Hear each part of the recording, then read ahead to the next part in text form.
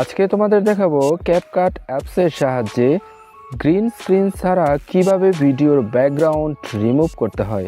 তাহলে চলো ভিডিওটি শুরু করা যাক। সবার আগে গ্যালারি থেকে দেখাচ্ছি কোন ভিডিওটির ব্যাকগ্রাউন্ড আমি রিমুভ করব। এই যে তোমাদের দেখানোর জন্য এখানে ছোট একটা ক্লিপ তৈরি করেছি। এই যে দেখো, এই ভিডিওর ব্যাকগ্রাউন্ডটি কিন্তু খুবই বাজে দেখাচ্ছে। এই ভিডিওর ব্যাকগ্রাউন্ডটি এখন আমি ক্যাপকাটের মাধ্যমে এটা রিমুভ করে তোমাদের দেখাবো।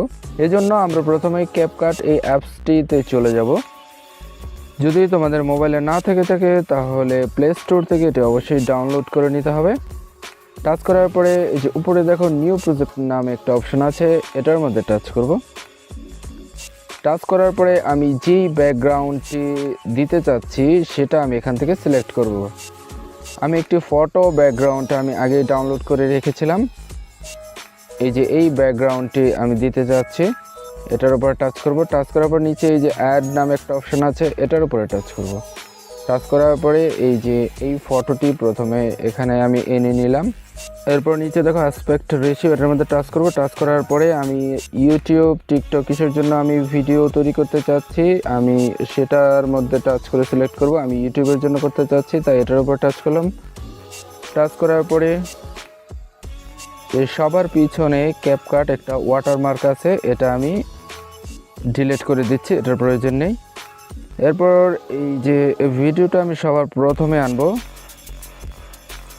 প্রথমে আনার পর নিচে দেখো ওভারলি নামে একটা অপশন আছে, এটার মধ্যে টাচ করব। টাচ করার পরে আমি ওই ভিডিওটা সিলেক্ট করব, যে ভিডিওটার ব্যাকগ্রাউন্ডটি রিমুভ করতে চাচ্ছি সেই ভিডিওটার উপরে টাচ করব। টাচ করার পরে নিচে দেখো অ্যাড নামে একটা অপশন আছে, এই যে ভিডিওটা চলে এসেছে। এবার উপরেটার মধ্যে আমি আলতো করে টাচ করব। টাচ করার পরে আমার নিচের ভিডিওটা ঠিক যত বড় সেটা কিন্তু আমি আঙুল দিয়ে টেনে সেই ভিডিওটা সমান করে নেব।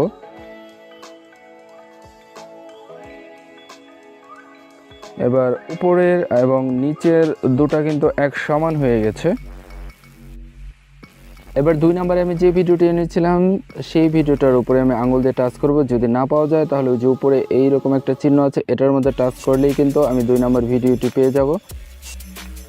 এবার নিচে দেখো ব্যাকগ্রাউন্ড বিজি লেখা আছে, এটার মধ্যে টাচ করলে যে বাম দিকে অটো রিমুভেবল, এটার মধ্যে টাচ করব। টাচ করার পরে অল্প কিছু সময় নেবে ব্যাকগ্রাউন্ডটি রিমুভ হওয়ার জন্য।